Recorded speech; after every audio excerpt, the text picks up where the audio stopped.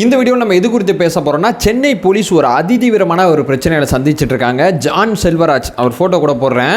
இந்த ஜான் செல்வராஜ்னால மிகப்பெரிய பிரச்சனைகளை சென்னை காவல்துறை சந்திச்சுக்கிட்டு இருக்காங்க, தமிழக காவல்துறைன்னு கூட சொல்லலாம். இந்த ஜான் செல்வராஜ் வந்து சும்மா போலீஸ் வேலையை பார்த்துட்டு இல்லாமல் வங்கதேச எல்லைக்கு சட்டவிரோதமாக உள்ளே போயிருக்காரு.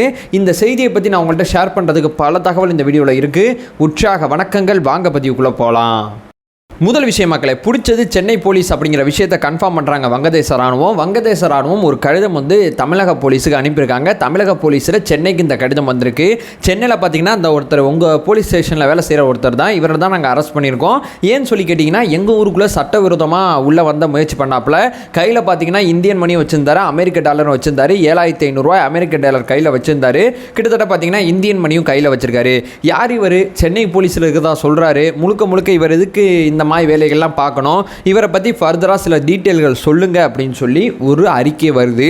இந்த அறிக்கையை பார்த்த பிறகு தமிழக போலீஸ், குறிப்பாக சென்னையில் வேலை செய்யக்கூடிய அத்தனை போலீஸுக்கும் அதிர்ச்சியாக இருக்குது. ஏடா இது விபரீதமாக இருக்குது, நம்ம ஊர் காவல்துறையில் வேலை செய்யக்கூடிய ஒரு போலீஸ் அதிகாரி பிற காவல் நிலையத்தை தாண்டி வங்கதேசம் போய் வங்கதேசத்தில் சட்டவிரோதமாக உள்ளே போகிறார் அப்படிங்கிற ஒரு குற்றச்சாட்டு வங்கதேச இராணுவத்திலேருந்து வந்த கடிதம் சென்னை போலீஸை, குறிப்பாக சொல்ல போனால் தமிழக போலீஸை அதிர்ச்சியில் ஆழ்த்திருக்கு அப்படிங்கிறத நம்ம சொல்லணும். இந்த ஜான் செல்வராஜ் அவர்கள் பார்த்தீங்கன்னா மெடிக்கல் லீவ் போட்டு கிளம்பியிருக்காரு. கிட்டத்தட்ட 15 நாள் மெடிக்கல் லீவ் போட்டாப்ல. ஒரு சில பேர் என்ன சொல்கிறாங்க, மெடிக்கல் லீவ் போட்டு 3 நாள் ஆகுது, அதாவது மெடிக்கல் லீவ் முடிஞ்சு 3 நாள் ஆகுது, இப்போ வரைக்கும் ஸ்டேஷன் வரல, எந்த தகவலும் இல்லை அப்படிங்கிற விஷயத்த சொல்கிறாங்க. ஒரு சில பேர் என்ன சொல்கிறாங்கன்னா, மெடிக்கல் லீவில் அந்த 3 நாள், அதாவது 3 நாள்லே ஜான் செல்வராஜ் அவர்கள் சம்பந்தப்பட்ட விஷயத்தில் இந்த மாதிரி சட்டவிரோதமாக உள்ளே போயிட்டார் அப்படிங்கிற மாதிரி தகவல் கிடைக்குது. ஸோ அந்த மெடிக்கல் லீவ் முடிஞ்சு போனாரா அல்லது மெடிக்கல் லீவிலே 3ஆவது நாள் போனாரா அப்படிங்கிற தகவல் இப்போ வரைக்கும் பல்வேறு இடத்துல பல்வேறு மாதிரி உலா வந்துகிட்டு இருக்கு. இது நம்பர் 1. நம்பர் 2 என்னன்னு சொல்லி கேட்டீங்கன்னா, ஜான் செல்வராஜ் அவர்கள் பார்த்தீங்கன்னா முழுக்க சென்னையில் இருக்கக்கூடிய தாம்பரம் ஸ்டேஷனுக்கு பக்கத்தில் இருக்கக்கூடிய சோலையூரில் வேலை பார்த்துட்டு இருக்காரு. சென்னை காவல்துறையில் 10 வருஷமா இருக்காரு. இந்த ஸ்டேஷனில் 6 வருஷமா இருக்குதா சொல்றாங்க. ஒரு சில பேர் என்ன சொல்றாங்க, 6 வருஷம் சொல்ல முடியாதுங்க, யூகமாக வேணா சொல்லலாம், முன்ன பின்ன தான் இருக்கும் அப்படிங்கிற தகவலும் சேர்த்து பதிவு செய்கிறாங்க. இந்த 6 வருஷமா இந்த பகுதியில் இவர் என்ன வேலை பார்த்துட்டு இருந்தாருன்னா, அந்த காவல்துறையில் குற்றவாளிகள் இருப்பாங்களா, அந்த குற்றவாளிகளை நீதிமன்றத்தில் ஆஜர்படுத்துறது, நீதிமன்றத்திலேருந்து அவங்கள நீதிமன்ற தீர்ப்பு அடிப்படையில் நீதிமன்ற உத்தரவு காரணமாக எப்படி இருக்கோ அந்தந்த இடத்துல போய் டிராப் பண்ணுறது. இந்த வேலையை தான் ஜான் செல்வராஜ் அவர்கள் 6 வருஷமாக அந்த காவல்துறையில் பார்த்துட்டு இருக்காங்க அப்படிங்கிற விஷயம் இருக்குது. 1993லேருந்து காவல்துறையில் வேலை பார்த்துட்டு இருக்காரு. 1993லேருந்து இப்போ பார்த்தீங்கன்னா கிட்டத்தட்ட 2024 30 வருஷமாக சர்வீஸில் இருக்கக்கூடிய ஒரு காவல்துறை அதிகாரி எதற்காண்டி சட்டவிரோதமாக வங்கதேசம் போனார் அப்படிங்கிறது தான் இங்கே மிகப்பெரிய கேள்விக்குறியாக இருக்குது. இவர் பார்த்தீங்கன்னா பேசிக்காக திருச்சியை பூர்வீகமாக கொண்டவர் அப்படிங்கிற விஷயத்தை புரிஞ்சுக்க முடியுது. இவருக்கு ஒரு மகன் இருக்காங்கன்னு சொல்கிறாங்க. ஒரு மகன் ஒரு சில பேர் சொல்கிறாங்க, ஒரு சில பேர் சொல்லலை, ஆனால் ஒரு மகள் கன்ஃபார்மாக இருக்காங்க.